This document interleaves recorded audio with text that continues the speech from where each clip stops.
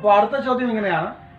ഒരു സമാന്തര ശ്രേണിയിലെ ആദ്യ പദം 30ഉം 4 പദങ്ങളുടെ തുക 300ഉമായാൽ, ആദ്യ പദം 30ഉം 4 പദങ്ങളുടെ തുക 300ഉമായാൽ ശ്രേണി എഴുതുക. അതുപോലെ മറ്റൊരു ചോദ്യം, ഒരു ശ്രേണിയിലെ ആദ്യ പദം 30ഉം ആദ്യത്തെ 6 പദങ്ങളുടെ തുക 300ഉമായാൽ ശ്രേണി എഴുതുക. അപ്പോൾ 2 ചോദ്യം. ഒന്നാമത്തെ ചോദ്യം, ആദ്യ പദം 30, 4 പദങ്ങളുടെ തുക 300. 4 പദങ്ങളുടെ തുക 300. അതായത് x1 plus x2 plus x3 plus x4 is equal to 300. ശരിയല്ലേ? ശരിയല്ലേ? 4 പദങ്ങളാണ്. അപ്പം 4 പദങ്ങളാണെങ്കിൽ ഇതിൽ എത്ര ജോഡി തുകകളുണ്ട്? 2 ജോഡി തുകകളുണ്ട്. ഒന്നാമത്തെയും 4-മത്തേതും തുക 1 ജോഡി, രണ്ടാമത്തേൻ്റെയും 3-മത്തേൻ്റെയും തുക 1 ജോഡി. അതായത് x1 പ്ലസ് x4 എന്ന് പറയുന്നപ്പോൾ എത്രയായിരിക്കും? ഇതിൻ്റെ പകുതിയായിരിക്കും 300/2. അതായത് 4 പദങ്ങളുടെ തുക കാണാൻ ആദ്യ പദവും തന്നിരുന്നാൽ എന്ത് ചെയ്യുക? 4 പദങ്ങളായതുകൊണ്ട് തന്നെ എന്ത് ചെയ്യുക? ഇതിനെ 2 കൊണ്ട് ഡിവൈഡ് ചെയ്യുക. കാരണം 4 പദങ്ങളായതുകൊണ്ട് ഒരേ തുക വരുന്ന 2 ജോഡി പദങ്ങൾ കാണും. ശരിയല്ലേ? ഒരേ തുക വരുന്ന 2 ജോഡി വീതം ഉണ്ടാകും. ദെൻ x1 പ്ലസ് x4 എത്രയാണ്? 300/2 150 ആണ്. അതായത് ആദ്യ പദവും 4-ാം പദവും കൂട്ടിയാൽ 150. അപ്പം 4-മത്തെ പദം എന്ന് പറയുന്നത് ആദ്യ പദം അറിയാമെങ്കിൽ തുകയിൽ നിന്ന് കുറച്ചാൽ പോരെ? 150 മൈനസ് 30, ആദ്യ പദം 30 ആണ് അല്ലേ? സമം 120 എന്ന് വരും. എന്ത് വരും? 120. എന്തുവരെ? 120 എന്ന് വരും. ദെൻ ഇനി എന്ത് ചെയ്യുക? 4-മത്തെ പദം x4 എന്ന് പറഞ്ഞാൽ ആദ്യ പദത്തോടൊപ്പം പൊതുവ്യത്യാസം 3 തവണ ഗുണിക്കുന്നത് കൂട്ടുന്നതല്ലേ? That means x1 plus 3d അല്ലേ? ശരിയല്ലേ? x1 പ്ലസ് 3d ആണല്ലോ. That is equal to 30 plus 3d സമം അത് എത്രയാണ്? 120 ആണ്. അങ്ങനെയാണെങ്കിൽ ഡിയുടെ വാല്യൂ എന്തായിരിക്കും? 120 മൈനസ് 30/3. അപ്പം എന്ത് കിട്ടും? 120 നിന്ന് 30 കുറച്ചാൽ 90. 90/3 സമം 30. അപ്പോൾ പൊതുവ്യത്യാസം 30. പൊതുവ്യത്യാസം 30. എത്രയാണ്? പൊതുവ്യത്യാസം 30 ആണ്. അങ്ങനെയാണെങ്കിൽ ആദ്യ പദം എത്രയായിരിക്കും? അല്ല, ആ ശ്രേണിയിലെ ബാക്കി പദങ്ങൾ എത്രയായിരിക്കും? 30, 60, 90, 100. ശരിയാണല്ലോ? അപ്പോൾ ഇവിടെ നിന്നും നമുക്ക് എന്ത് ചെയ്യാം? ഇങ്ങനെ കണ്ടെത്താം. ഇവിടെ നിന്നും നമുക്ക് ഇത്രയും ചെയ്യാം. ഇനി ഈ ഒരു ഭാഗം അല്ലാതെ, അതായത് ഇവിടെ നിന്നും വേറെ ഏതെങ്കിലും രീതി ചെയ്യാൻ പറ്റുമോ? ഇവിടെ നിന്നും വേറെ ഏതെങ്കിലും രീതിയിൽ ചെയ്യാൻ പറ്റുമോ? നമുക്കറിയാം, ഒരു സമാന്തര ശ്രേണിയിലെ 2 പദങ്ങൾ തന്നിരുന്നാൽ, ഇവിടെ 2 പദങ്ങൾ നമുക്ക് കിട്ടിക്കഴിഞ്ഞു. 1-മത്തെയും 4-മത്തെയും കിട്ടി അല്ലേ? അവയുടെ പദങ്ങളുടെ വ്യത്യാസത്തെ സ്ഥാനങ്ങളുടെ വ്യത്യാസം കൊണ്ട് ഹരിച്ചാൽ പൊതുവ്യത്യാസം കിട്ടും. ശരിയല്ലേ? അവയുടെ ടേം ഡിഫറൻസിനെ പൊസിഷൻ ഡിഫറൻസ് കൊണ്ട് ഡിവൈഡ് ചെയ്താൽ എന്ത് കിട്ടും? പൊതുവ്യത്യാസം, കോമൺ ഡിഫറൻസ് കിട്ടും. അപ്പോൾ 120 മൈനസ് ആദ്യ പദം 30 ബൈ സ്ഥാന വ്യത്യാസം എത്രയാണ്? 4ഉം 1ഉം. 4 മൈനസ് 1 സമം എന്ത് കിട്ടുവാണെങ്കിൽ 90/3 സമത്ര 30 എന്ന് പൊതുവ്യത്യാസം കണ്ടെത്താം. ഒന്നുകിൽ ഇവിടം വരെ ചെയ്ത് എന്ത് ചെയ്യുക? ആ 4-ാം പദത്തിൻ്റേത് x1 പ്ലസ് 3d എന്ന് കൊടുത്ത് ചെയ്യുക, അല്ലെങ്കിൽ നമ്മുടെ ആ ഒരു റേഷ്യോ ഉപയോഗിച്ച് ചെയ്യുക അല്ലേ? കാരണം പൊതുവ്യത്യാസം എന്ന് പറയുന്നത് പദവ്യത്യാസത്തെ സ്ഥാനവ്യത്യാസം കൊണ്ട് ഹരിക്കുന്നതാണ് അല്ലേ? Common difference is equal to എന്താണ്? Term difference divide by position difference ആണല്ലോ. അപ്പോൾ എന്ത് കിട്ടി? 30 എന്ന് കിട്ടി. ഇനി എന്ത് എഴുതാം? 30, 60, 90, 120 എന്ന് എഴുതാം. അപ്പോൾ 2 രീതിയിൽ നമുക്ക് എന്ത് ചെയ്യാം? ഉത്തരം എന്ത് തന്നെയായിട്ടും ശരിയായ ഉത്തരം നമുക്ക് 2 രീതി ചെയ്താലും കിട്ടും. ഇനി ചോദ്യത്തിൽ വരുന്ന മാറ്റം എന്താണ്? ആദ്യ പദം 30, 6 പദങ്ങളുടെ തുക 300. ആദ്യ പദം 30, 6 പദങ്ങളുടെ തുക 300. സോ x5 പ്ലസ് x6 എത്ര മക്കളെ? 300 ആണ്. എത്രയാണ്? 300 ആണ്. എത്രയാണ്? 300 ആണ്. സോ എന്ത് ചെയ്യാം? ഇവിടെ 6 പദങ്ങളുണ്ട്. 6 പദങ്ങളുണ്ടെങ്കിൽ ഒരേ തുക വരുന്ന എത്ര ജോഡികളാക്കാം? 6 പദങ്ങളുണ്ടെങ്കിൽ ഒരേ തുക വരുന്ന എത്ര ജോഡികളാക്കാം? ഞാൻ പറഞ്ഞു, പദങ്ങളുടെ എണ്ണത്തെ എന്ത് ചെയ്യുക? 2 കൊണ്ട് ഡിവൈഡ് ചെയ്യുക അല്ലേ? പദങ്ങളുടെ എണ്ണത്തെ 2 കൊണ്ട് ഡിവൈഡ് ചെയ്യുമ്പോൾ ഒരേ തുക വരുന്ന, ഏതിൻ്റെ ഒരേ തുക വരുന്ന? സ്ഥാനവും, അതായത് പൊസിഷന്റെ സമ്മും അതുപോലെ ടേമിന്റെ സമ്മും ഒരേ തുക വരുന്ന എത്ര പേഴ്സ് ഉണ്ടെന്ന് കിട്ടും അല്ലേ? ഇവിടെ 6 ടേമുകളുണ്ട്. അപ്പോൾ 6നെ 2 കൊണ്ട് ഡിവൈഡ് ചെയ്താൽ എന്ത് കിട്ടും?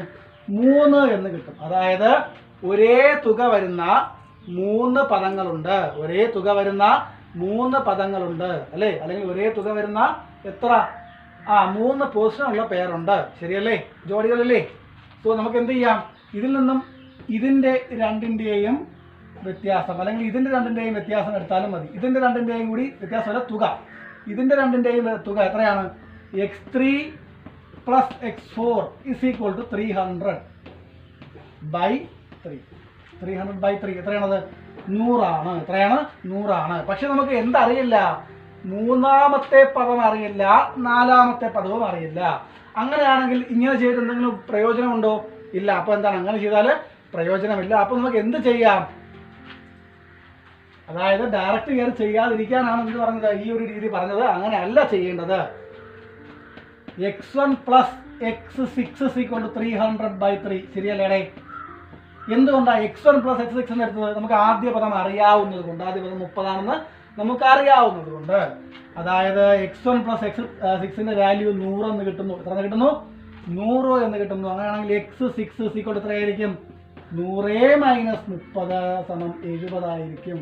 അപ്പോൾ ആദ്യ പദമാണ് തന്നിട്ടുള്ളതെങ്കിൽ എന്ത് ചെയ്യരുത്, ഈ ഒരു രീതിയിൽ നടുക്കത്തെ രണ്ട് ടേമുകൾ കൂടി മിഡിൽ ടേം ആഡ് ചെയ്തിട്ട് എന്ത് ചെയ്യരുത്, ചെയ്യരുത്. മിഡിൽ ടേം ആഡ് ചെയ്തിട്ട് ചെയ്യരുത്. ആദ്യ പദമാണ് തന്നിരിക്കുന്നതെങ്കിൽ ആദ്യ പദവും അവസാന പദവും ചേർത്ത് വേണം എന്ത് ചെയ്യാൻ, കാരണം ആദ്യ പദത്തിന്റെ കറസ്പോണ്ടിങ് പദം എവിടെയാണ്? അവസാനമാണ് വരുന്നത് അല്ലേ? അപ്പോൾ x6ന്റെ വാല്യൂ 70 എന്ന് കിട്ടിയാൽ ഏത് രീതി ചെയ്യാം? പൊതു വ്യത്യാസത്തെ എന്താക്കി എഴുതാം? പ്രൊപ്പോർഷണാലിറ്റി കോൺസ്റ്റന്റ് ആക്കി എടുത്ത് ചെയ്യാം. അതായത് x6 - x1 / 6 - 1 = x6 എത്ര കിട്ടി? നമുക്ക് 70 കിട്ടി. 70/x1 എത്രയാണ്? 30 ആണ്. ബൈ 6 - 1 എത്രയാണ്? 5 ആണ്. അതായത് 40/5 = 8. ഈ 8 എന്താണ്? പൊതുവ്യത്യാസമാണ്. ഈ 8 എന്താണ്? പൊതുവ്യത്യാസമാണ്, കോമൺ ഡിഫറൻസ് ആണ്. അപ്പോൾ കോമൺ ഡിഫറൻസ് 8. ആദ്യ പദം 30. അപ്പോൾ ശ്രേണി 30, 38, 46, 54, 62, 70. ശരിയല്ലേ? ശരിയല്ലേ? 6 പദങ്ങളില്ലേ? 1, 2, 3, 4, 5, 6. 6 പദങ്ങൾ കിട്ടി. അപ്പോൾ ഈ ശ്രേണിയിലെ 6 പദങ്ങൾ ഏതൊക്കെയാണ്? 30, 38, 46, 54, 62, 70. ഓക്കെ ആണല്ലോ? കൂട്ടി നോക്ക്. തുക 300 വരുന്നുണ്ടോ? കൂട്ടി നോക്കാം. ഒറ്റയുടെ സ്ഥാനം കൂട്ടുമ്പോൾ 0 - 2 2, 2 + 4 6, 6 + 6 12, 12 8 20, ശിഷ്ടം 2. ദെൻ 3, 6, 10, 15, 21, 28, 2 30, 300. തുക 300 അല്ലേ? ശരിയല്ലേ? അപ്പോൾ തുക 300 വരുന്ന ആദ്യ പദം 30 6 പദങ്ങളുടെ ശ്രേണി ഏതാണത്? 30, 38, 46, 54, 62, 70. അപ്പോൾ നമ്മളുടെ കണ്ട കാര്യം എന്താണ്? പദങ്ങളുടെ എണ്ണം അനുസരിച്ച് എന്ത് ചെയ്യും, നമ്മൾ ആ തുകയെ ഡിവൈഡ് ചെയ്യുന്ന സംഖ്യയും മാറും. പദങ്ങളുടെ എണ്ണം 4 ആണെങ്കിൽ തുകയെ നമുക്ക് 2 കൊണ്ട് ഡിവൈഡ് ചെയ്യാം. കാരണം പദങ്ങളുടെ എണ്ണം 4 ആണെങ്കിൽ അവിടെ പദങ്ങളുടെ തുക തുല്യമാകുന്ന 2 ജോഡി ഉണ്ടാകും. പദങ്ങളുടെ എണ്ണം 6 ആണെങ്കിൽ പദങ്ങളുടെ തുക തുല്യമാകുന്ന 3 ജോഡി ഉണ്ടാകും. പദങ്ങളുടെ തുക 8 ആണെങ്കിലോ തുക തുല്യമാവുന്ന 4 ജോഡി ഉണ്ടാകും അല്ലേ? ശരിയല്ലേ? പദങ്ങളുടെ എണ്ണത്തെ 2 കൊണ്ട് ഡിവൈഡ് ചെയ്യുമ്പോൾ തുക തുല്യമാകുന്ന ജോഡി കിട്ടും. അതുപോലെ പദങ്ങളുടെ എണ്ണത്തെ 2 കൊണ്ട് ഡിവൈഡ് ചെയ്യുമ്പോൾ എന്തും കിട്ടും? സ്ഥാനങ്ങളുടെ തുക തുല്യമാകുന്ന ജോഡിയും കിട്ടും. ഓക്കെ ആണല്ലോ? ക്ലിയർ ആണല്ലോ പറഞ്ഞത്? ഓക്കെ. അപ്പോൾ അടുത്ത ചോദ്യം നോക്കാം. ഒരു സമാന്തര ശ്രേണിയിൽ ആദ്യത്തെ 5 പദങ്ങളുടെ തുക 150, ആദ്യത്തെ 10 പദങ്ങളുടെ തുക 550. അതിലെ മൂന്നാമത്തെ പദം ഏതാണ്? 8ാമത്തെ പദം ഏതാണ്? അതുപോലെ അടുത്ത ചോദ്യം എന്താണ്? ആദ്യത്തെ 3 പദങ്ങൾ കണ്ടെത്തുക. ആദ്യത്തെ 3 പദങ്ങൾ കണ്ടെത്തുക. ഇതാണ് നമ്മുടെ ചോദ്യം. ഒരു സമാന്തര ശ്രേണിയിലെ ആദ്യത്തെ 5 പദങ്ങളുടെ തുക 150, ആദ്യത്തെ 10 പദങ്ങളുടെ തുക 550. ദെൻ മൂന്നാമത്തെ പദം ഏത്? 8ാമത്തെ പദം ഏത്? ആദ്യത്തെ 3 പദങ്ങൾ ഏതെല്ലാം? ടെക്സ്റ്റിലുള്ള ക്വസ്റ്റ്യൻ ആണ്.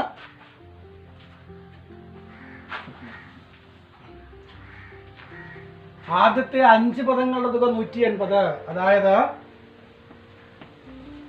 x1 + x2 + x3 + x4 + x5 = 150. x5 = 150. Okay. നമുക്കറിയാം 5 പദങ്ങളുടെ തുകയാണെങ്കിൽ നടുവിലെ പദത്തിന്റെ അഞ്ചിരട്ടിയായിരിക്കും തുക അല്ലേ? നടുവിലെ പദത്തിൻ്റെ അഞ്ചിരട്ടിയായിരിക്കും തുക.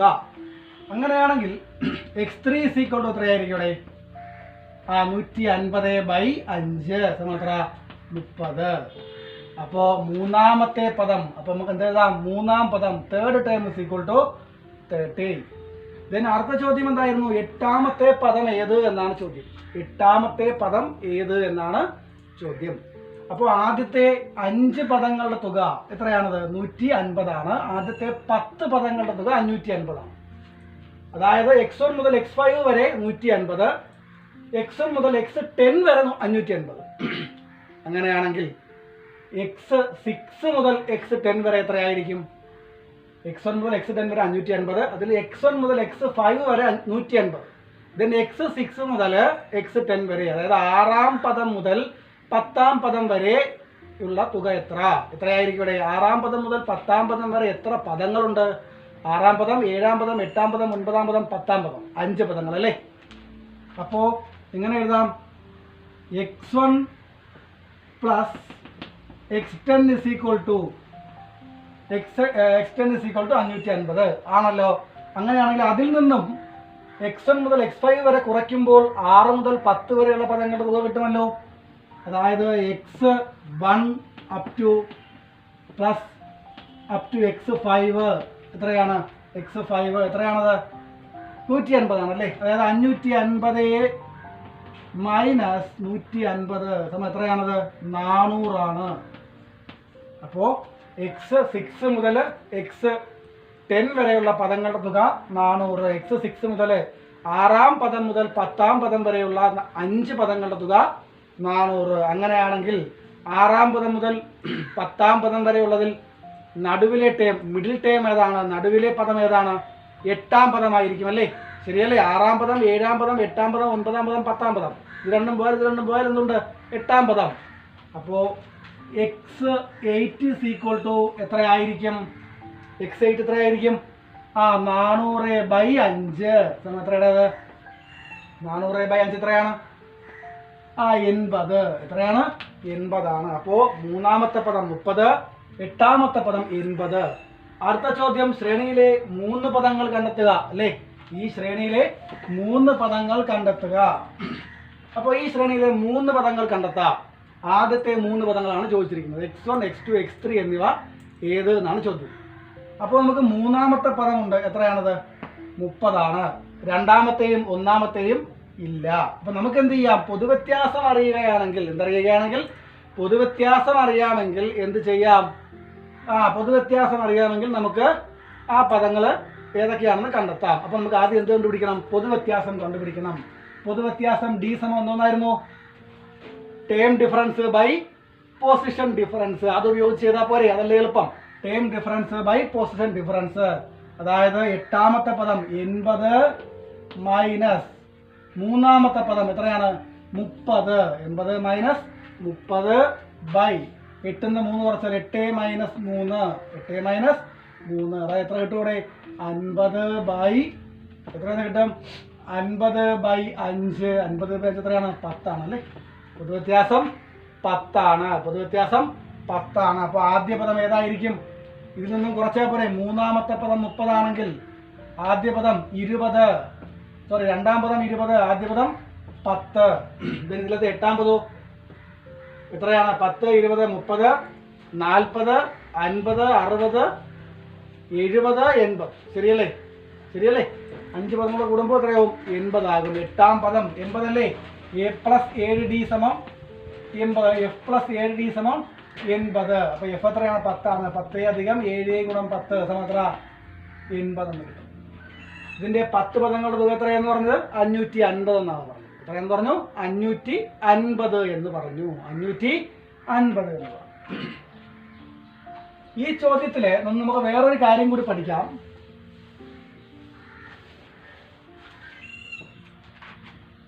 ഒരു സമാന്തര ശ്രേണിയിലെ ആദ്യ പദം 10, 10ാമത്തെ പദം എത്രയാണ്? 10ാമത്തെ പദം നമ്മൾ എത്ര കണ്ടുപിടിച്ചു?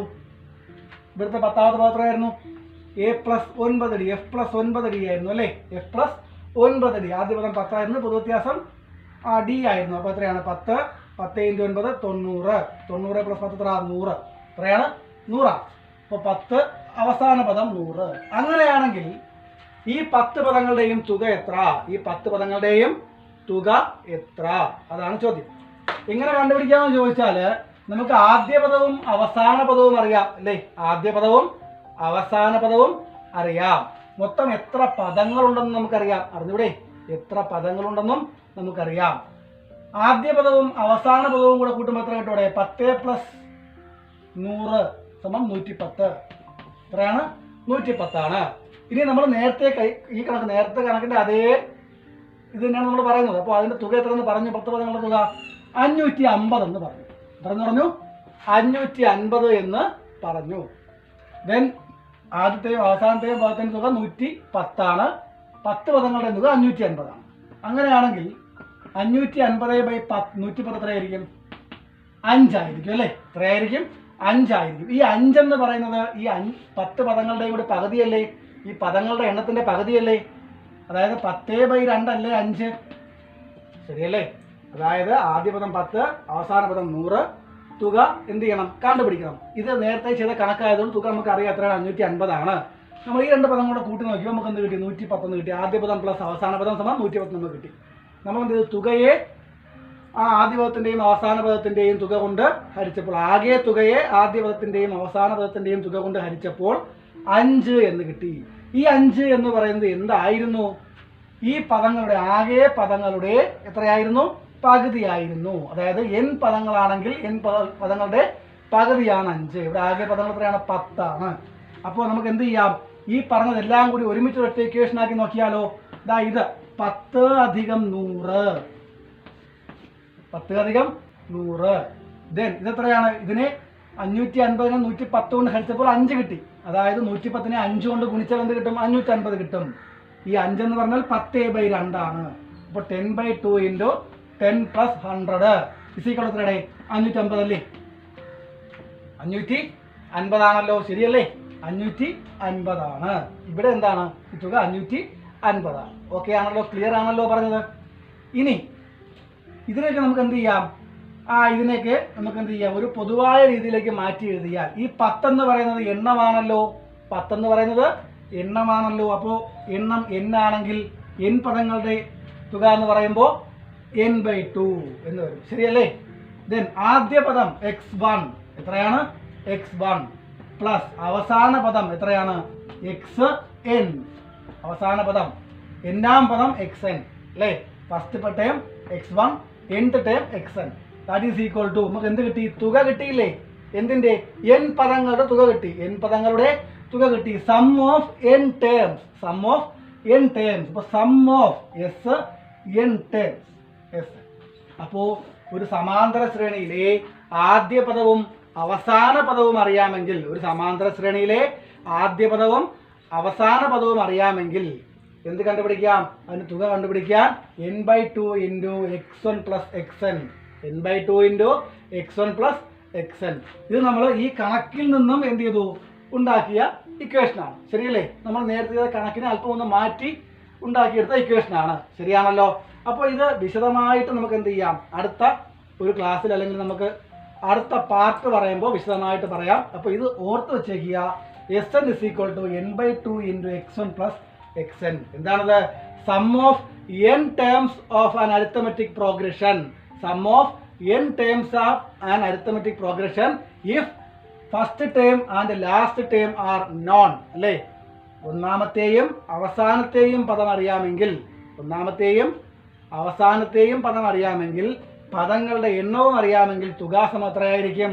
n/2 × x1 + xn. That is equal to sum of n terms. Okay ആണല്ലോ? അപ്പോൾ പേജ് നമ്പർ 28 അടുത്ത ചോദ്യം, 7ാമത്തെ ചോദ്യം. ഒരു പഞ്ചഭുജത്തിലെ കോണുകൾ സമാന്തര ശ്രേണിയിലാണ്. അതിൽ ഏറ്റവും ചെറിയ കോൺ 36 ഡിഗ്രിയേക്കാൾ കൂടുതലാണെന്ന് തെളിയിക്കുക. The angles of a pentagon are an arithmetic sequence. Prove that the smallest angle is more than or greater than 36 degree. Greater than 36 degree. അപ്പോൾ ഒരു പെൻറ്റഗൺ എന്ന് പറയുമ്പോൾ എത്ര വശമുണ്ട്? 5 വശമുണ്ട് അല്ലേ? പഞ്ചഭുജം എന്ന് പറയുമ്പോൾ 5 വശമുണ്ട്. 5 വശം. അപ്പോൾ ആകെ കോണുകളുടെ തുക എത്രയാണ്? ഒരു പഞ്ചഭുജത്തിലെ അകത്തെ കോണുകളുടെ തുക എത്രയാണ്? നമുക്കറിയാവുന്ന ഇക്വേഷൻ n-2 × 180 ആണ് അല്ലേ? അകക്കോണുകളുടെ ഒരു ബഹുഭുജത്തിന്റെ അകക്കോണുകളുടെ തുക കണ്ടെത്താൻ ഒരു പോളിഗണിന്റെ ഇന്നർ ആംഗിൾസിന്റെ സം കണ്ടുപിടിക്കാൻ എന്ത് ചെയ്യുക? വശങ്ങളുടെ എണ്ണത്തിൽ നിന്നും 2 കുറയ്ക്കുക അല്ലെ? സൈഡുകളുടെ എണ്ണത്തിൽ നിന്നും 2 കുറയ്ക്കുക, അതിനെ 180 കൊണ്ട് മൾട്ടിപ്ലൈ ചെയ്യുക. That means 5 - 2 × 180. 5 - 2 3 ആണ്. 3 × 180 എത്രയാണ്? 3 × 180. 18 × 3 18 × 1 18, 18 × 2 36, 18 × 3 54. That is equal to 540. അപ്പോൾ 180 × 3 540. അപ്പോൾ എന്താണ്? 5 കോണുകളുടെയും തുക എത്രയാണ്? 540 ആണ്. നമുക്ക് തെളിയിക്കേണ്ടത് ഏറ്റവും ചെറിയ കോൺ 36 ഡിഗ്രിയേക്കാൾ കൂടുതലാണെന്നാണ് പ്രൂവ് ചെയ്യേണ്ടത്. ഏറ്റവും ചെറിയ കോൺ 36 ഡിഗ്രിയേക്കാൾ കൂടുതലായിരിക്കും.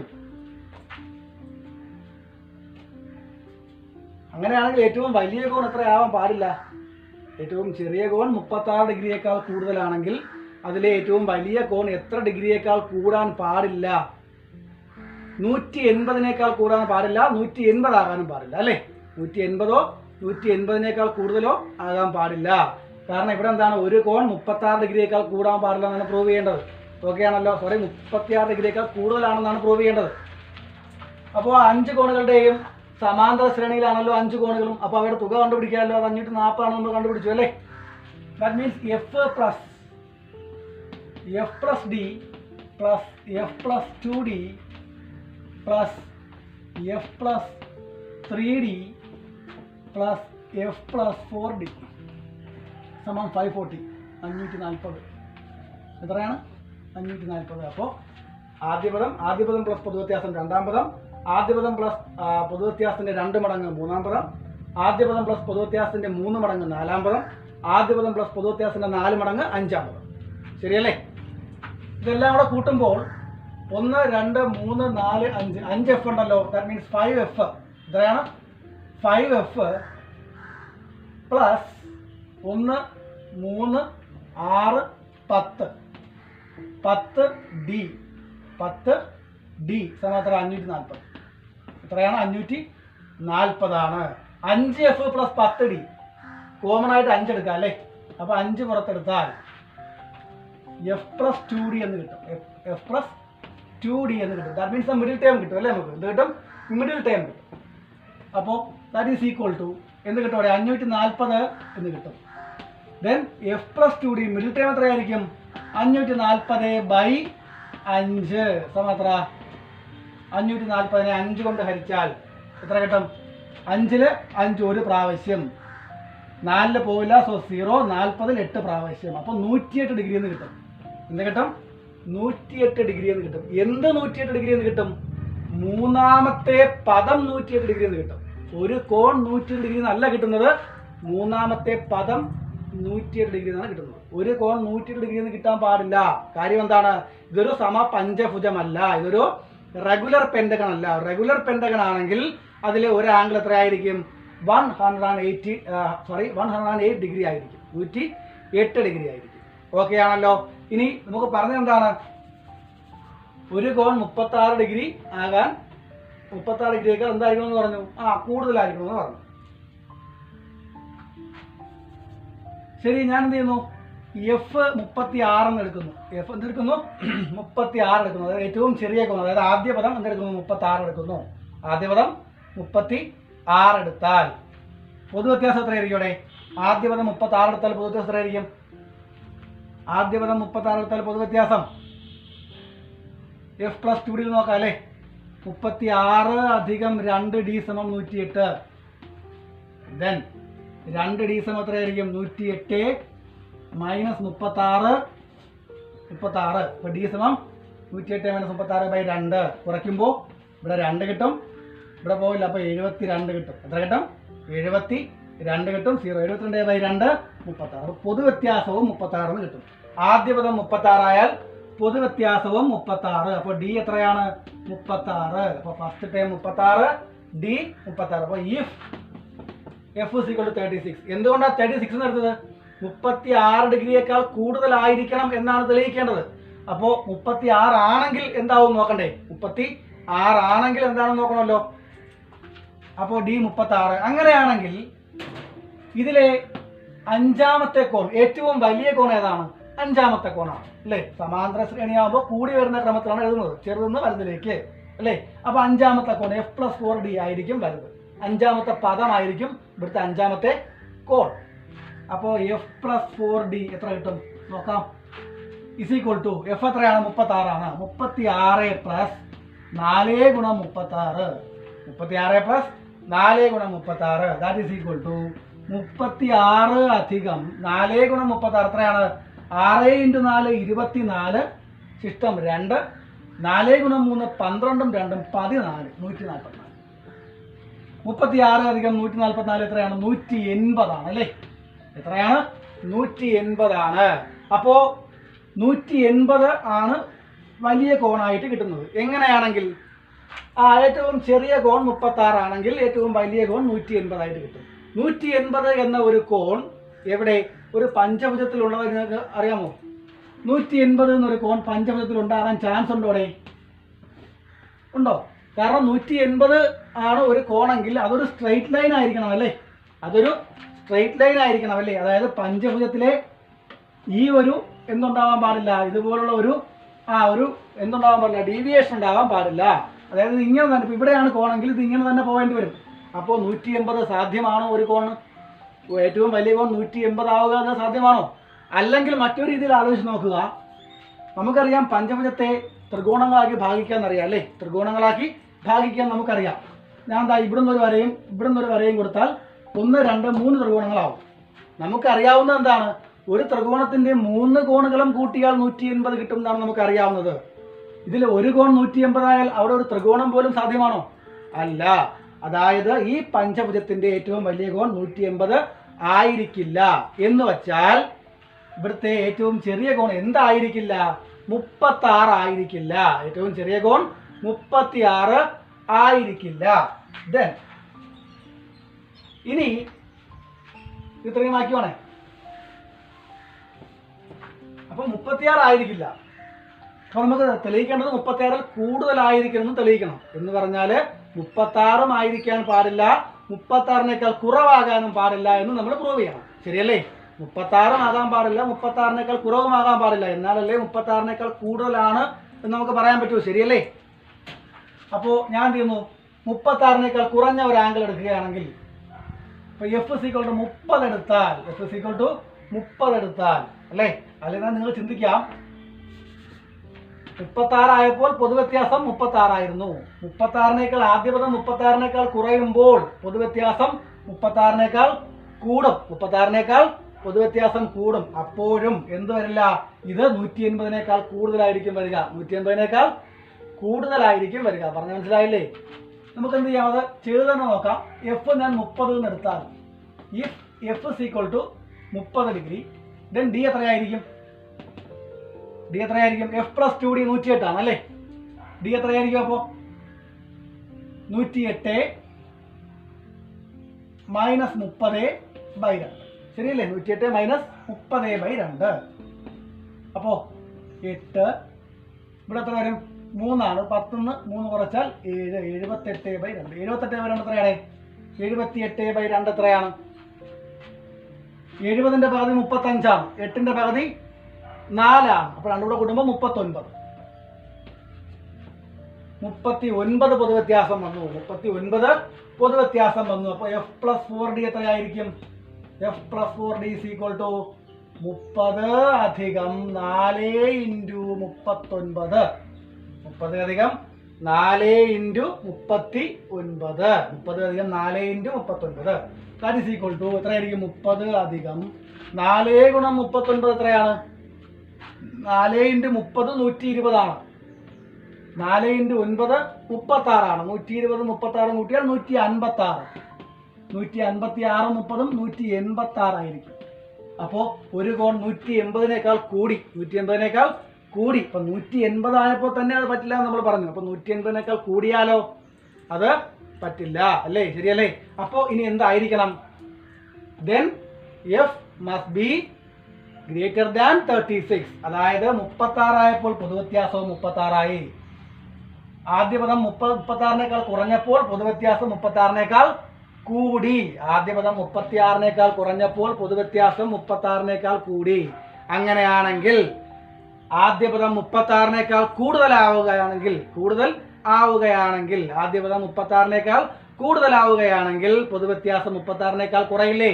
36 കുറയും. ശരിയാണല്ലോ. 36 ഡിഗ്രിയേക്കാൾ കൂടുതലാണെന്ന് പ്രൂവ് ചെയ്യുക എന്ന് മാത്രമേ പറഞ്ഞിട്ടുള്ളൂ. ഏറ്റവും ചെറിയ കോൺ ഏതെന്ന് കണ്ടെത്തുക എന്ന് പറഞ്ഞിട്ടില്ല. ഏറ്റവും ചെറിയ കോൺ ഏതെന്ന് കണ്ടെത്തുക എന്ന് പറഞ്ഞിട്ടില്ല.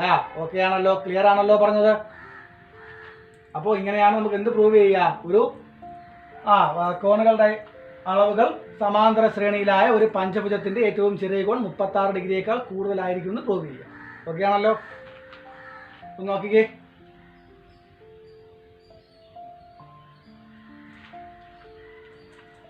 ഓക്കെ, ഇനി നമ്മൾ അടുത്ത ഭാഗത്തിലേക്കാണ് പോകുന്നത്. ഈ ചാപ്റ്ററിന്റെ ഏറ്റവും അവസാന ഭാഗത്തിലേക്കാണ് നമ്മൾ പോകുന്നത്. സംസ് എന്നൊരു ഹെഡിങ് ഉണ്ടാവും നിങ്ങളുടെ ടെക്സ്റ്റ് ബുക്കിൽ അല്ലേ? സംസ്, തുകകൾ അല്ലേ? എന്താണ് തുകകൾ അഥവാ സം എന്നൊരു ഹെഡിങ് ഉണ്ടാകും.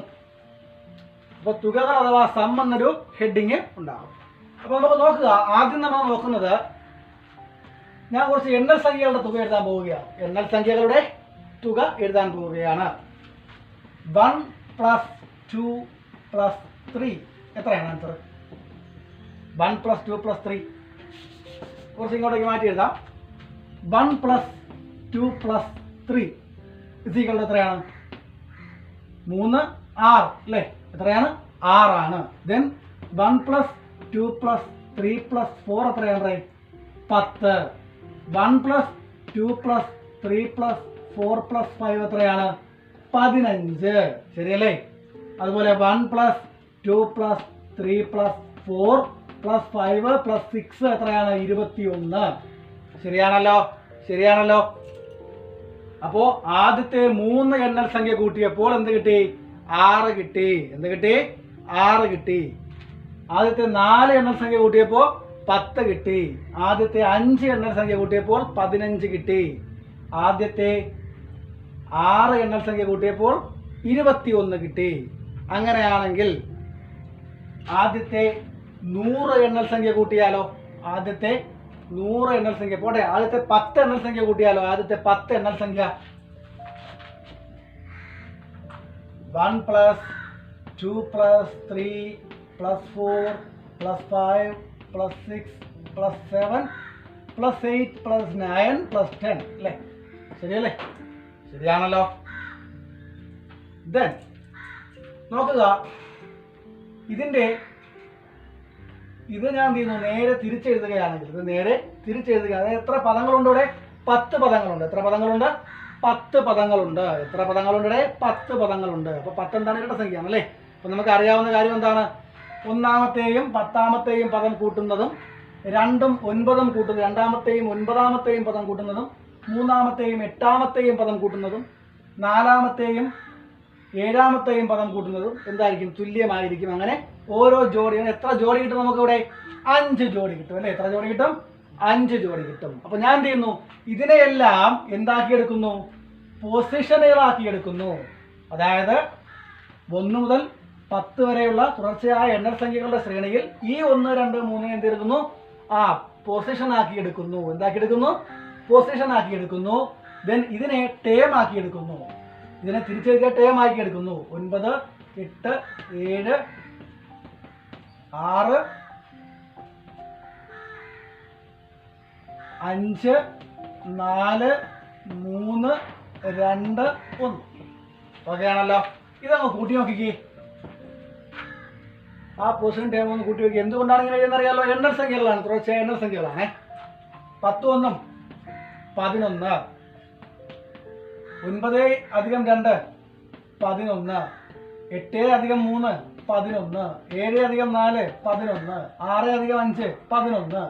5 + 6 = 11. 7 + 4 = 11. 8 + 3 = 11. 9 + 2 = 1. 10 + 1 = 11. അപ്പോ എത്ര 11കളാണ് ഇവിടെ കൂട്ടിയത്? 1, 2, 3, 4, 5, 6, 7, 8, 9, 10. 10 11കൾ കൂട്ടി എഴുതി അല്ലേ? അപ്പൊ 10 11കൾ കൂട്ടി എഴുതിയ തുക എന്ന് പറയുന്നത് 10 × 11 തുല്യമായിരിക്കും. അത് എത്രയാണ്? 110. എത്രയാണ്? 110. ശരിയല്ലേ? എത്രയാണ്? 110. ഇനി നിങ്ങൾ ഈ 1 മുതൽ 10 വരെയുള്ള സംഖ്യ ഒന്ന് കൂട്ടി നോക്കിക്കേ. 1 + 2 3, 3 3 6, 6 4 10, 10 5 15, 15 6 21, 21 21 7 28, 28 36, 36 9 45, 45 10 55. എത്രയാണ്? 55. എത്രയാണ്? 55. ഈ 110ഉം 55ഉം തമ്മിലുള്ള ബന്ധം എന്താണ്? 110ന്റെ നേരെ പകുതിയല്ലേ 55? ശരിയല്ലേ? 110ന്റെ നേരെ പകുതിയാണ് 55. ശരിയല്ലേ? നമ്മൾ തുക കിട്ടിയ എത്രയാണ്? 55. എത്രയാണ്? 55. നമ്മൾ എന്ത് ചെയ്തു? അപ്പോൾ മൊത്തം 10 എണ്ണൽ സംഖ്യ ഉണ്ടായിരുന്നു. അതിനെ എന്തുകൊണ്ട് ഗുണിച്ചു? അതിനേക്കാൾ 1 കൂടിയ 10നേക്കാൾ 1 കൂടിയ സംഖ്യ എത്രയാണ്? 11 കൊണ്ട് ഗുണിച്ചു. എന്നിട്ട് അതിന്റെ പകുതി എടുത്തപ്പോൾ എന്ത് കിട്ടി? ഇതിന്റെ തുകയ്ക്ക് തുല്യമായ തുക കിട്ടി. ശരിയല്ലേ? അതായത് ഇതിന്റെ തുക എത്രയാണ്? 55 നമ്മൾ കൂട്ടി കണ്ടുപിടിച്ചു. എന്നിട്ട് നമ്മൾ എന്ത് ചെയ്തു? ഇതിൽ എത്ര സംഖ്യകളുണ്ടോ അതിനേക്കാൾ 1 കൂടിയ സംഖ്യ കൊണ്ട് അതിനെ ഗുണിച്ചു. ഇതിന്റെ എണ്ണത്തെ അതിനേക്കാൾ 1 കൂടിയ സംഖ്യ കൊണ്ട് ഗുണിച്ചു. 10 എണ്ണം ഉണ്ടായിരുന്നു, അതിനേക്കാൾ 1 കൂടിയ സംഖ്യ 11. അതുകൊണ്ട് ഗുണിച്ചിട്ട് അതിന്റെ പകുതി എടുത്തു. അപ്പൊ എന്ത് കിട്ടി? ഇതിന്റെ തുക എത്രയാണോ അതിന് തുല്യമായ സംഖ്യ കിട്ടി. ശരിയല്ലേ?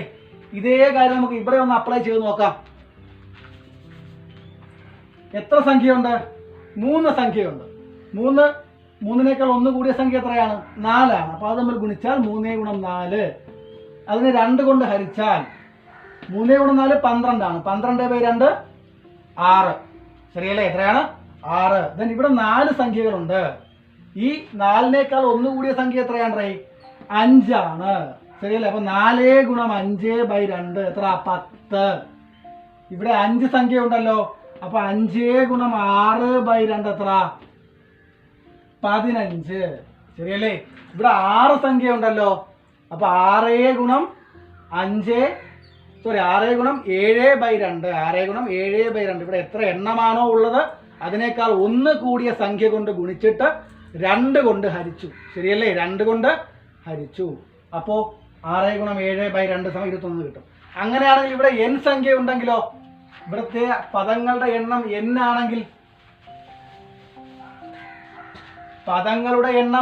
ആണെങ്കിൽ അതായത് എങ്ങനെ? x1 + x2 + xn ആണെങ്കിൽ എന്ത് ചെയ്യാം? പദങ്ങളുടെ എണ്ണത്തേക്കാൾ 1 കൂടിയ സംഖ്യ കൊണ്ട് ഗുണിക്കുക. അതായത് പദങ്ങളുടെ എണ്ണം n ആണല്ലോ. അപ്പൊ n × n + 1 1 കൂടിയ സംഖ്യ കൊണ്ട് ഗുണിച്ചു. ഡിവൈഡഡ് ബൈ എത്ര? 2. അതായത് n × n + 1/2 is the equation to determine the sum of n terms of natural numbers. n terms of natural numbers. അതായത് കൗണ്ടിങ് നമ്പേഴ്സിന്റെ അല്ലെങ്കിൽ നാച്ചുറൽ നമ്പേഴ്സിന്റെ അതല്ലെങ്കിൽ എണ്ണൽ സംഖ്യകളുടെ എണ്ണൽ സംഖ്യകളുടെ തുക കണ്ടുപിടിക്കാൻ നമ്മുടെ സമവാക്യം എന്താണ്? n × n + 1/2. n × n + 1/2. അപ്പോൾ n എണ്ണൽ സംഖ്യകളുടെ തുക സമം n × n + 1/2. ഓക്കെ ആണല്ലോ? ക്ലിയർ ആണല്ലോ പറഞ്ഞത്? n × n + 1/2. സംശയമില്ലല്ലോ? ശരി.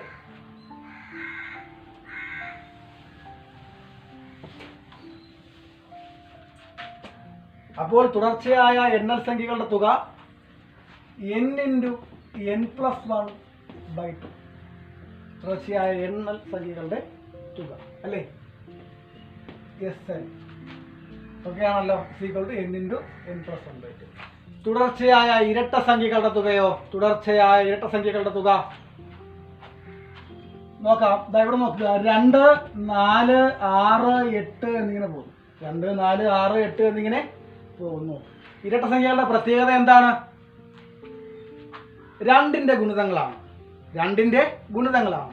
ഇപ്പോൾ 2 4 6 8 10 ഒരു സമാന്തര ശ്രേണിയിലെ പദങ്ങളാണ്. ഇരട്ട സംഖ്യകൾ പദങ്ങളായ സമാന്തര ശ്രേണിയാണ് 2 4 6 8 10 എന്നിങ്ങനെ പോകുന്നത്. ഇതിലെ ആദ്യ പദം 2, രണ്ടാം പദം 4, മൂന്നാം പദം 6, നാലാം പദം 8, അഞ്ചാം പദം 10.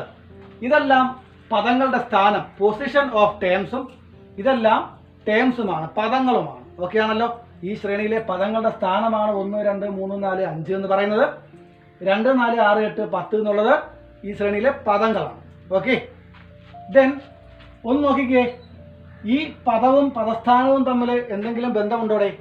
ഒന്നാമത്തെ പദം 1, അതിന്റെ പദസ്ഥാനം ഒന്നാമത്തെ പദം 2, അതിന്റെ പദസ്ഥാനം 1. രണ്ടാമത്തെ പദം 4, അതിന്റെ പദസ്ഥാനം 2. മൂന്നാമത്തെ ടേം 6, അതിന്റെ പൊസിഷൻ 3. ശരിയല്ലേ? അതായത് ഇതിനെ എല്ലാത്തിനെയും 2 കൊണ്ട് ഗുണിച്ചാൽ എന്ത് കിട്ടും? ഈ സംഖ്യകൾ കിട്ടില്ലേ? ശരിയല്ലേ? അതായത് എണ്ണൽ സംഖ്യകളെ 2 കൊണ്ട് ഗുണിച്ചാൽ കിട്ടുന്ന ശ്രേണി ഏതായിരിക്കും? ഇരട്ട സംഖ്യകളുടേതായിരിക്കും. ശരിയല്ലേ? ഒരു എണ്ണൽ സംഖ്യകളുടെ ശ്രേണിയിലെ ഓരോ പദത്തെയും 2 കൊണ്ട് ഗുണിച്ചാൽ കിട്ടുന്ന ശ്രേണി എന്തായിരിക്കും? ഇരട്ട സംഖ്യകളുടെ ശ്രേണിയായിരിക്കും. എന്തിന്റെ ശ്രേണിയായിരിക്കും? ഈവൻ നമ്പേഴ്സിന്റെ ശ്രേണിയായിരിക്കും. അങ്ങനെയാണെങ്കിൽ 2 + 4 + 6 + 8 + up to n എത്രയായിരിക്കും അവിടെ? up to n അല്ല, up to 2n. എത്രയായിരിക്കും? കാരണം 2n എന്തുകൊണ്ടാണ് 2n എന്ന് പറഞ്ഞത്? ഒരു ഇരട്ട സംഖ്യകളുടെ ശ്രേണിയുടെ ബീജഗണിത രൂപം 2n ആണല്ലേ? ഇരട്ട സംഖ്യകളുടെ ശ്രേണിയുടെ ബീജഗണിത രൂപം 2n ആണ്. കാരണം അവയെല്ലാം n-ന്റെ ഗുണിതങ്ങളാണ്. ടേമിന്റെ പൊസിഷനെ 2 കൊണ്ട് ഗുണിക്കുമ്പോൾ അവിടുത്തെ എന്ത് കിട്ടും? പദം കിട്ടും. അങ്ങനെയാണ് ഇരട്ട സംഖ്യകളുടെ ശ്രേണി പോകുന്നത് അല്ലേ? ഇപ്പൊ 10ാമത്തെ പദം, ഇരട്ട സംഖ്യയുടെ ശ്രേണിയിലെ 10ാമത്തെ പദം 10 × 2 20. 20ാമത്തെ പദം 20 × 2 40. ശരിയല്ലേ? അതായത് പൊസിഷനെ 2 കൊണ്ട് ഗുണിക്കുമ്പോൾ പദം കിട്ടുന്നു. എവിടെ? ഇരട്ട സംഖ്യയുടെ ശ്രേണിയിൽ. അപ്പോ n-ാം പദമാണെങ്കിൽ അവിടുത്തെ പദം എത്രയായിരിക്കും? പൊസിഷൻ n ആണെങ്കിൽ അവിടുത്തെ ടേം എത്രയായിരിക്കും? 2n ആയിരിക്കും. ഓക്കെ ആണല്ലോ. ഇതിന്റെ തുക നോക്കിക്കൊള്ളുക. 2, 4, 6, 8 up to 2n. ശരിയാണല്ലോ? up to 2n. ഇതിൽ നിന്നെല്ലാം നമുക്ക് 2 പുറത്തെടുക്കാമല്ലോ. ഒരു 2 പുറത്തെടുത്താൽ 2 × 1 + എന്താണ്? 2 × 1 + 2 + up to n. ശരിയല്ലേ? Plus n up to n. Clear അല്ലേ? എണ്ണൽ സംഖ്യകളുടെ തുക കണ്ടുപിടിക്കാനുള്ള സമവാക്യം എന്താണ്? n × n + 1/2 ആണ് അല്ലേ? അങ്ങനെയാണെങ്കിൽ 2 × n × n + 1/2 എത്ര കിട്ടോടെ? 2 × n × n + 1/2 that is equal to എന്ത് നമുക്ക് എഴുതാം? 2 × n × n + 1/2. ഇവിടുത്തെ ഈ രണ്ടും ക്യാൻസൽ ചെയ്യാമല്ലോ. ഇവിടുത്തെ ഈ രണ്ടും വെട്ടിക്കളയാമല്ലോ. അങ്ങനെയാണെങ്കിൽ ഇത് എങ്ങനെയാവുന്നു? n × n + 1. അപ്പോൾ n × n + 1 എന്ന് പറയുന്നത് എന്താണ്? n × n + 1 എന്ന് പറയുന്നത് ഇരട്ട സംഖ്യകളുടെ ശ്രേണിയിലെ n പദങ്ങളുടെ തുകയാണ്. അപ്പോൾ ഇരട്ട സംഖ്യകളുടെ ശ്രേണിയിലെ n പദങ്ങളുടെ തുക n × n + 1. അല്ലെങ്കിൽ ഇരട്ട സംഖ്യകളുടെ ശ്രേണിയിലെ പദങ്ങളുടെ തുക n × n + 1. അപ്പോൾ നാച്ചുറൽ നമ്പേഴ്സ്, കൗണ്ടിങ് നമ്പേഴ്സിന്റെ ശ്രേണിയിലെ n പദങ്ങളുടെ തുക n × n + 1/2. ഇരട്ട സംഖ്യകളുടെ ശ്രേണിയിലെ n പദങ്ങളുടെ തുക n × n + 1. ഓക്കെ ആണല്ലോ? ക്ലിയർ ആണല്ലോ പറഞ്ഞത്? ഇനി നമുക്ക് എണ്ണൽ സംഖ്യകളുടെ ശ്രേണി നമ്മൾ എഴുതി തുക കണ്ടുപിടിച്ചു. ഇരട്ട സംഖ്യകളുടെ ശ്രേണി എഴുതി തുക കണ്ടുപിടിച്ചു. ഒറ്റ സംഖ്യകളുടെ ശ്രേണി എഴുതി തുക കണ്ടുപിടിച്ചാലോ? ആദ്യത്തെ സംഖ്യ 1 3 1 3 5 7 ഇങ്ങനെ പോകും. ഈ ശ്രേണിയിലെ ആദ്യ പദം 1, രണ്ടാം പദം 3, മൂന്നാം പദം 5, നാലാം പദം 7 അല്ലേ? First time 1, second time 3, third time 5, fourth time 7 ആണല്ലോ. ആദ്യ പദം എത്രയാണ്? 1 ആണല്ലേ? That means x1 = 1. x2 = എത്രയാണ്? 3 ആണ്. എത്രയാണ്? 3 ആണ്. x3 = എത്രയാണ്? 5 ആണ്. ഒന്നാം പദം 1, രണ്ടാം പദം 3, മൂന്നാം പദം 5. ഇതിനെ ഞാൻ വേറെ രീതിയിലേക്ക് മാറ്റി എഴുതിയാൽ ഒന്നാമത്തെ പദം എന്ന് പറയുന്നത് 1 × 2 ഒന്നാമത്തെ പദത്തിനെ 2 കൊണ്ട് ഗുണിച്ചതിനോട് അല്ലെ, അതായത് സ്ഥാനത്തെ 2 കൊണ്ട് ഗുണിച്ചതിനോട് 1 കുറച്ചാൽ എത്ര കിട്ടൂടെ? 1 × 2 ആണ്. 2 - 1 = 1. ശരിയല്ലേ? ഇവിടെയോ രണ്ടാമത്തെ പദമാണ്. സോ 2 ഇൻറ്റു 2 2 ഇൻറ്റു 2 രണ്ടാമത്തെ പദത്തിനെ, അതായത് രണ്ടാമത്തെ സ്ഥാനത്തെ 2 കൊണ്ട് ഗുണിച്ചെന്ന് 1 കുറച്ചാൽ ഇത് കിട്ടും. ഇവിടെ മൂന്നാം പദമാണ്. സോ 3 ഇൻറ്റു 2 മൈനസ് 1 എന്ത് കിട്ടും? 5 കിട്ടും. x4 ആണെങ്കിലോ എന്ത് കിട്ടും? 7. That is equal to 4 into 2 minus 1. 4 into 2 minus 1 സമം 7. ഓക്കെ അല്ലേ? ക്ലിയർ ആണല്ലോ? സംശയമില്ലല്ലോ പറഞ്ഞാലേ. ദെൻ എന്നാം പദം എത്രയായിരിക്കും ഇവിടെ? ഇതിൻ്റെ എന്നാം പദം എന്ന് പറയുന്നത് എത്രയായിരിക്കും? 2 ഇൻറ്റു n, അതായത് 2n മൈനസ് 1. ശരിയല്ലേ? 2n മൈനസ് 1 അല്ലേ? അതായത് ഒരു സമാന്തര ശ്രേണിയുടെ, ഒറ്റ സംഖ്യകളുടെ സമാന്തര ശ്രേണിയുടെ സമാന്തര ശ്രേണിയുടെ ബീജഗണിത രൂപം എന്താണ്? 2n മൈനസ് 1 ആണ്. സോ 2n മൈനസ് 1 എന്ത് കിട്ടി? എന്നാം പദം എന്ന് കിട്ടി. നമുക്ക് വേണ്ടത് ഇതിൻ്റെ തുകയാണ്. തുക കണ്ടുപിടിച്ചാൽ 1 plus 3 plus 5 plus 7 plus up to എത്ര? 2n മൈനസ് 1 വരെ കൂട്ടുകയാണെങ്കിൽ അല്ലേ? എന്നാം പദം 2n മൈനസ് 1 ആണ് അല്ലേ? അപ്പോൾ x1 plus x2 up to xn എന്ന് പറയുന്നത് 1 plus 3 plus up to 2n minus 1 ആണ്. ഇതിൻ്റെ തുകയാണ് കണ്ടുപിടിക്കേണ്ടത്. മനസ്സിലാവുന്നുണ്ടല്ലോ? ദെൻ ഒന്നാമത്തെ പദം എത്രയാണ്? 1 ഇൻറ്റു 2 മൈനസ് 1 ആണല്ലോ. 1 into 2 minus 1 1 into 2 minus 1 plus 2 into 2 minus 1 രണ്ടാം പദം 3 ആണ്. പ്ലസ് മൂന്നാം പദം 3 ഇൻറ്റു 2 മൈനസ് 1 മൂന്നാം പദമാണ്. ഇത്രയും മതി. മൂന്നാം പദമാണ്. ഇത് എന്ത് ചെയ്യുന്നു? കൂട്ടുന്നു. അപ് ടു എത്ര? 2n മൈനസ് 1 വരെ കൂട്ടുന്നു. 2n മൈനസ് 1 വരെ നമ്മൾ എന്ത് ചെയ്യുന്നു? കൂട്ടുന്നു, ആഡ് ചെയ്യുന്നു. That is equal to 1 into 2 minus 1 first term, 2 in 2 minus 1 second term, 3 in 2 minus third term, and 2n minus 1 is the nth term. Add ചെയ്യുമ്പോൾ ഇതിൽ പൊതുവായിട്ട് എന്തുണ്ട്? മൈനസ് 1 ഉണ്ട് അല്ലേ? എല്ലാത്തിലും പൊതുവായിട്ട് മൈനസ് 1 ഉണ്ട്. സോ നമുക്ക് എന്ത് ചെയ്യാം? ആ മൈനസ് 1നെ പ്രത്യേകിച്ചും 2ന്റെ ഗുണിതത്തെ പ്രത്യേകിച്ചും, ഇതിലെല്ലാം 2ന്റെ ഗുണിതത്തിൽ നിന്നും മൈനസ് 1 കുറച്ചേക്കുകയാണ്. 2ന്റെ ഗുണിതത്തിൽ നിന്നും 1 കുറച്ചിരിക്കുകയാണ് അല്ലേ? ശരിയല്ലേ? അപ്പോൾ ഇതിനെ മാറ്റി എഴുതുമ്പോൾ 1 into 2 plus 2 into 2 plus 3 into 2 plus up to 2n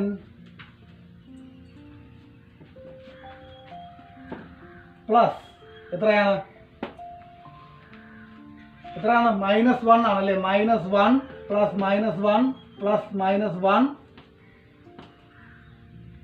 അതായത് minus 1 minus up to minus n വരെ. ശരിയല്ലേ? മൈനസ് n വരെയാണ്. മൈനസ് n വരെ. മൈനസ് 1 എത്രയാണ്? n ഭാഗം വരെ വരുന്നുണ്ട്. കാരണം ഇവിടെ നമ്പർ 2n വരെ വരുന്നതുകൊണ്ട് നമുക്ക് എന്ത് ചെയ്യാം? n വരെ വരുന്നത് എഴുതാം. പറഞ്ഞ മനസ്സിലായല്ലോ? ഇനി എന്ത് ചെയ്യും? ഇതെല്ലാം ഇപ്പോൾ എന്തിൻ്റെ ശ്രേണിയായി? ഇരട്ട സംഖ്യയുടെ ശ്രേണിയായി. എന്തിൻ്റെ ശ്രേണിയായി? ഇരട്ട സംഖ്യയുടെ ഈവൻ നമ്പേഴ്സിൻ്റെ ശ്രേണിയായി. അപ്പോൾ ഞാൻ എന്ത് ചെയ്യുന്നു? n into n plus 1 ഇതെന്തോന്നാണ്? ഇരട്ട സംഖ്യയുടെ ശ്രേണിയാണ്. n ഇൻറ്റു n പ്ലസ് 1 ഇരട്ട സംഖ്യയുടെ ശ്രേണിയാണ്. ദെൻ മൈനസ് 1 എന്ന് പറയുമ്പോൾ എന്താ ഇവിടെ? മൈനസ് n ആവും. Minus 1 minus up to minus n വരെ. ശരിയല്ലേ? പ്ലസിൻ്റെ മൈനസ് ആകുന്നു. അപ് ടു മൈനസ് n വരെ, അപ് ടു n വരെ. മൈനസ് 1 അപ് ടു n വരെ എഴുതുന്നു. സോ ഇനി നമുക്ക് എന്ത് ചെയ്യാം? ഇതിനെ ഓപ്പൺ ചെയ്താൽ n into n plus 1 n square plus n എന്ന് വരില്ലേ? Minus n square plus n minus n. ഈ എണ്ണം ക്യാൻസൽ ചെയ്യാൻ ബാക്കി എന്തുണ്ട്? n സ്ക്വയർ ഉണ്ട്. അപ്പോൾ 1 മുതൽ തുടർച്ചയായ ഒറ്റ സംഖ്യകളുടെ ശ്രേണിയുടെ തുക കണ്ടുപിടിക്കാൻ പറഞ്ഞാൽ, n പദങ്ങളുടെ തുക കണ്ടുപിടിക്കാൻ പറഞ്ഞാൽ ആൻസർ എന്തായിരിക്കും? n സ്ക്വയർ ആയിരിക്കും. എത്രയായിരിക്കും? n സ്ക്വയർ ആയിരിക്കും. ശരിയാണോ നോക്കാം. ആദ്യത്തെ 2 എണ്ണം എഴുതുമ്പോൾ 1 പ്ലസ് 3, ആദ്യത്തെ 2 ഒറ്റ സംഖ്യകൾ 4, 1 plus 3 plus 5 9. 1 plus 3 plus 5 plus 7 എത്രയാണ്? 16. ആദ്യത്തെ രണ്ട് ഒറ്റസംഖ്യകളുടെ തുക 1 പ്ലസ് 3 4. 4 എന്താണ്? 2ന്റെ സ്ക്വയർ ആണ്. രണ്ട് ഒറ്റസംഖ്യകളുടെ തുക 2ന്റെ സ്ക്വയർ. 3 ഒറ്റസംഖ്യകളുടെ തുക 3ന്റെ സ്ക്വയർ. 4 ഒറ്റസംഖ്യകളുടെ തുക 4ന്റെ സ്ക്വയർ. ഓക്കെ അല്ല? 2ന്റെ സ്ക്വയർ, 3ന്റെ സ്ക്വയർ, 4ന്റെ സ്ക്വയർ. അപ്പോൾ n ഒറ്റസംഖ്യകളുടെ തുക എത്രയായിരിക്കും? n സ്ക്വയർ ആയിരിക്കും. എത്രയായിരിക്കും? n സ്ക്വയർ ആയിരിക്കും. ഇത്രയും എഴുതാതെയും നമുക്ക് എന്ത് കണ്ടുപിടിക്കാം? ഡയറക്റ്റ് n സ്ക്വയർ എന്ന് കണ്ടുപിടിക്കാം. പറഞ്ഞ മനസ്സിലായില്ലേ? ഇപ്പൊ ഇവിടെ എഴുതുകയാണ് 1 plus 3 plus 5 up to n എത്രയായിരിക്കും? n square. അങ്ങനെയും എന്ത് ചെയ്യാം? നമുക്ക് കണ്ടുപിടിച്ച് എഴുതാം. ഉദാഹരണം എടുത്ത് നമുക്ക് എന്ത് ചെയ്യാം? കണ്ടുപിടിച്ച് എഴുതാം. ഇതെന്ത് ചെയ്യാം? നമുക്ക് ജനറൽ ആയിട്ടും ഇങ്ങനെ എഴുതാം. ഓക്കെ ആണല്ലോ? അപ്പോ 1 മുതൽ തുടർച്ചയായ n എണ്ണൽ സംഖ്യകളുടെ തുക എത്രയാണ്? n ഇൻറ്റു n പ്ലസ് 1/2 ആണ്. അതുപോലെ 2 മുതൽ തുടർച്ചയായ n ഇരട്ട സംഖ്യകളുടെ തുക എത്രയാണ്? n ഇൻറ്റു n പ്ലസ് 1 ആണ്. 1 മുതൽ തുടർച്ചയായ n ഒറ്റ സംഖ്യകളുടെ തുക n സ്ക്വയർ ആണ്. ഇത്രയും ഓക്കെ ആണല്ലോ? അപ്പോൾ ഇത്രയും കാര്യങ്ങളെ കുറിച്ച് വിശദമായിട്ട് ആലോചിച്ച് നോക്കുക. എന്ത് ചെയ്യുക? വീഡിയോ 2ഉം 3ഉം പ്രാവശ്യം കൊണ്ട് എന്ത് ചെയ്യുക? അത് വൃത്തിയായിട്ട് പഠിക്കുക. ഓക്കെ, ഇനി ശ്രദ്ധിക്കുക. അപ്പോൾ നമ്മൾ കഴിഞ്ഞ ക്ലാസ്സുകളിൽ പറഞ്ഞ എന്തൊക്കെയാണ്? തുടർച്ചയായ എണ്ണൽ സംഖ്യകളുടെ തുക പറഞ്ഞു, തുടർച്ചയായ ഇരട്ട സംഖ്യകളുടെ തുക പറഞ്ഞു, ഒറ്റ സംഖ്യകളുടെ തുക പറഞ്ഞു അല്ലേ? ഇനി ഒരു സമാന്തര ശ്രേണിയിൽ തുടർച്ചയായ കുറേ സംഖ്യകളുടെ തുക കണ്ടുപിടിക്കണം. തുടർച്ചയായ കുറേ സംഖ്യകളുടെ തുക കണ്ടുപിടിക്കണം. നമുക്ക് എന്ത് ചെയ്യാം? n സംഖ്യകളുടെ തുക കണ്ടുപിടിക്കണം. n പദങ്ങളുടെ തുക. ഒരു സമാന്തര ശ്രേണിയിലെ തുടർച്ചയായ n പദങ്ങളുടെ തുക കണ്ടുപിടിക്കണം. Okay, the sum of n terms of an arithmetic sequence.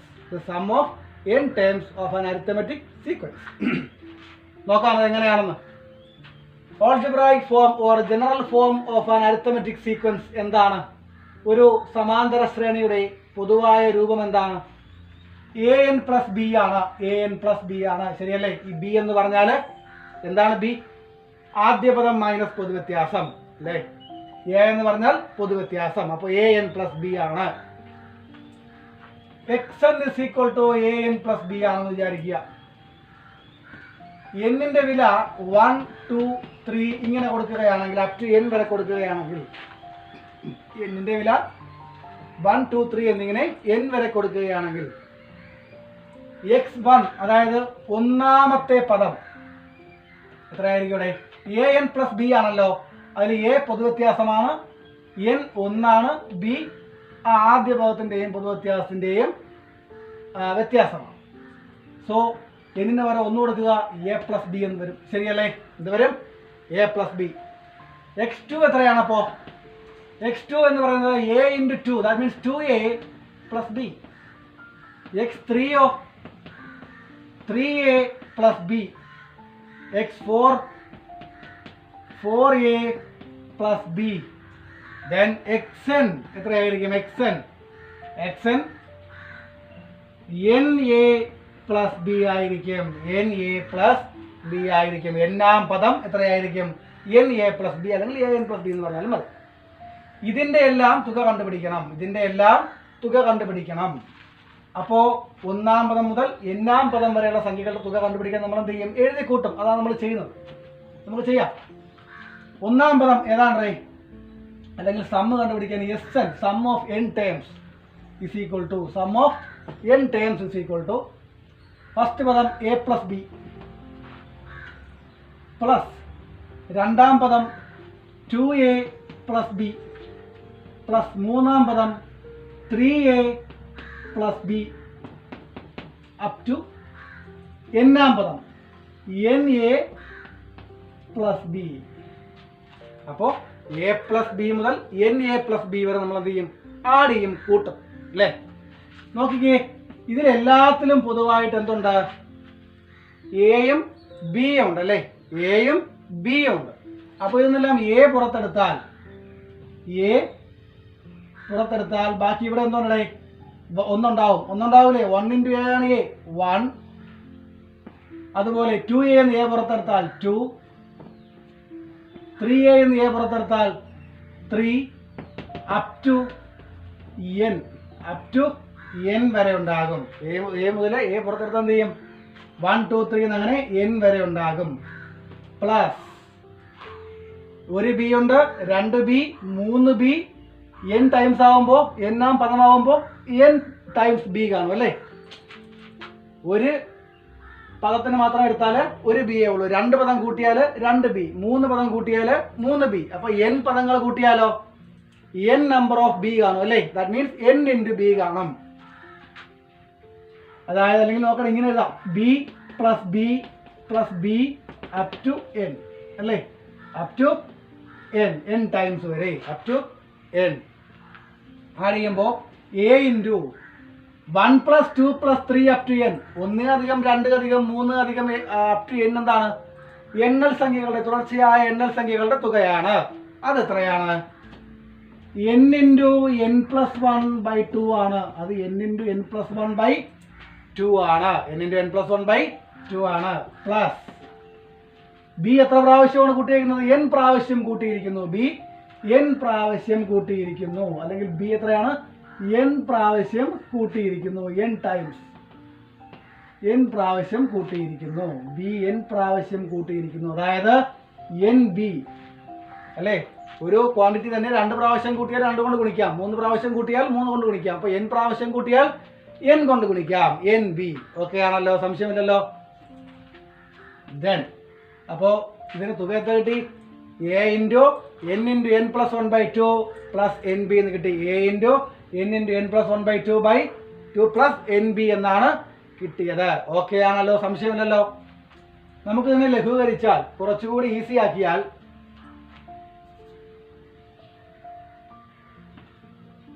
ഇവിടെ മൾട്ടിപ്ലൈ ചെയ്യുമ്പോൾ അതായത് ഇതിനോടൊപ്പം മൾട്ടിപ്ലൈ ചെയ്താൽ, അതായത് an into n plus 1/2 plus nb എന്ന് എഴുതാം. a കൊണ്ട് മൾട്ടിപ്ലൈ ചെയ്യുമ്പോൾ ന്യൂമറേറ്റർ ആണ്, ഇതും ന്യൂമറേറ്റർ ആണ്. ന്യൂമറേറ്റർ ആയിട്ട് എഴുതി an into n plus 1. a n കൊണ്ടും n പ്ലസ് 1 കൊണ്ടും ഗുണിക്കണ്ട, അതിൻ്റെ ആവശ്യമില്ല. കാരണം എന്താണ്? ഇവിടെ n പ്ലസ് 1 n കൊണ്ട് ഗുണിച്ചിരിക്കുകയാണ്. അപ്പോൾ നമ്മൾ എന്ത് ചെയ്യുന്നു? നമ്മൾ ഈ മൊത്തത്തിലുള്ളതിനാണ് എന്തുകൊണ്ട് ഗുണിക്കുന്നത്? a കൊണ്ട് ഗുണിക്കുന്നത്. അതുകൊണ്ട് എന്നോടൊപ്പം മൾട്ടിപ്ലൈ ചെയ്താൽ മതി. an into n plus 1/2 plus nb that is equal to, ഈ 2 എന്നുള്ളത് ഞാൻ ഹാഫ് എന്ന് എടുത്താലോടെ, ഹാഫ്